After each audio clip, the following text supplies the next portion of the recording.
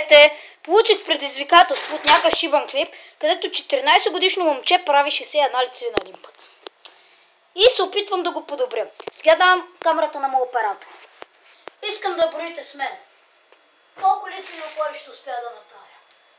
1, 2, 3, 4, 5, 6, 7, 8, 9, 10, 11, 12, 13, 14, 15, 16, 17, 18, 19, 20, 21, 22, 23, 24, 25, 26, 27, 28, 29, 30, 31, 32, 33, 34, 35, 36, 37, 38, 39, 40, 41, 42, 43, 44, 45, 46, 47, 48, 49, 50!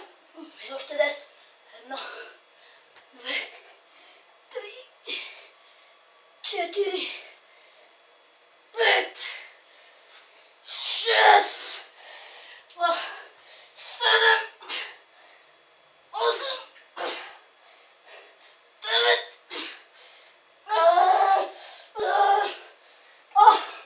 61, 61. Да ти го натира в лицето, нещастник. Мазен.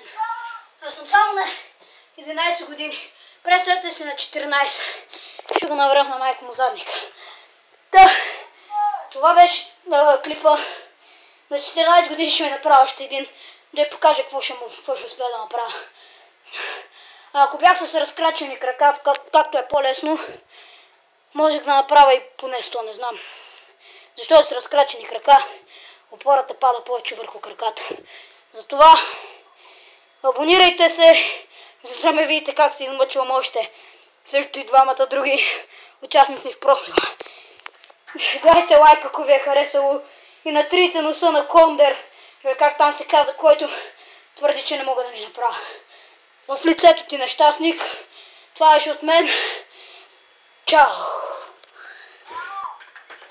Машина!